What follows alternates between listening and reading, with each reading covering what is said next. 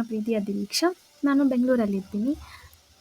ನಾನು ನನ್ನ ವೀಡಿಯೋಸು ತೆಲುಗು ಮತ್ತು ಕನ್ನಡ 2 ಲ್ಯಾಂಗ್ವೇಜಲ್ಲಿ ನಾನು ಮಾಡ್ತೀನಿ. ಮುಂದಿನ ವೀಡಿಯೋಸ್ಗಳಲ್ಲಿ ನೀವು ನೋಡ್ತಾ ಇರ್ತೀರಾ. ತೆಲುಗುದಲ್ಲಿನೂ ಕೂಡ ಮಾಡ್ತೀನಿ.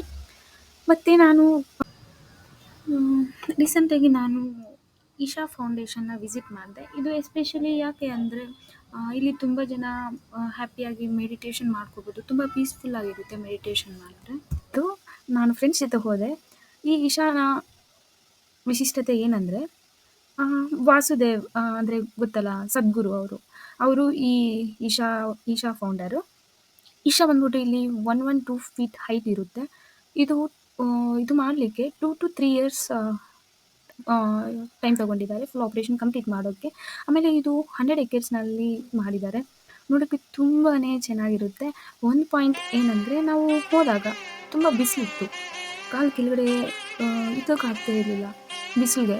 ಸೊ ಅದೊಂದು ಬಿಟ್ಟರೆ ಇದಂತೂ ಸಕ್ಕತ್ತಾಗಿದ್ದು. ಎಂಟ್ರೆನ್ಸಲ್ಲಿ ಒಂದು ದೇವ್ರು ಇರ್ತಾರೆ, ಕಾಲಸರ್ಪ ಅಂತಾರೆ ಅದಕ್ಕೆ. ಅದಿತ್ತು. ಅದು ನೋಡಿದರೆ ಒಂಥರ ಒಂದು ಸ್ವಲ್ಪ ತುಂಬ ಫೀಲ್. ಸೊ ಹೋಗಿರೋರು ನಿಮ್ಮ ಎಕ್ಸ್ಪೀರಿಯೆನ್ಸ್ಗಳನ್ನ ಶೇರ್ ಮಾಡ್ಕೊಳ್ಳಿ. ಹೋಗ್ತೀರಾ ಇರೋರು ಹೋಗಿ, ಚೆನ್ನಾಗಿರುತ್ತೆ.